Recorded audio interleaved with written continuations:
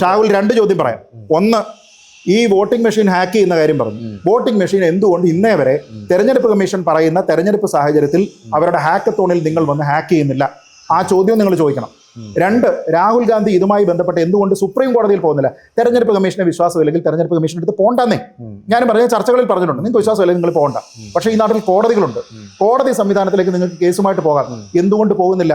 ഇനി രാഹുൽ ഗാന്ധി പറഞ്ഞിരിക്കുന്ന ആരോപണങ്ങൾ തെറ്റാണ് എന്ന് BJP ഒരു വശത്തു പറയുന്നുണ്ട്, അവരെ റെക്കോർഡ് കൊണ്ടുവരുന്നുണ്ട്, നമ്മുടെ നാട്ടിലെ മാധ്യമങ്ങൾ പറയുന്നുണ്ട്, തെരഞ്ഞെടുപ്പ് കമ്മീഷൻ പറയുന്നുണ്ട്. ഇതിൽ ഒരു കാര്യത്തിലെങ്കിലും രാഹുൽ ഗാന്ധി രണ്ടാമതൊരു പത്രസമ്മേളനം നടത്തുന്നത് നിങ്ങൾ കണ്ടിട്ടുണ്ടോ?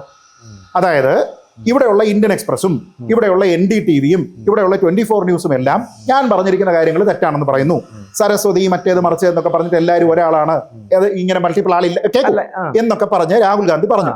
ഇതല്ല എന്ന് നമ്മുടെ നാട്ടിലെ മാധ്യമങ്ങൾ മുഴുവൻ പറഞ്ഞതിന് ശേഷം അക്കൗണ്ടബിലിറ്റി ഉണ്ടെങ്കിൽ രാഹുൽ ഗാന്ധി അടുത്തൊരു പത്രസമ്മേളനം നടത്തിയിട്ട് എന്താ വിശദീകരിക്കാത്ത?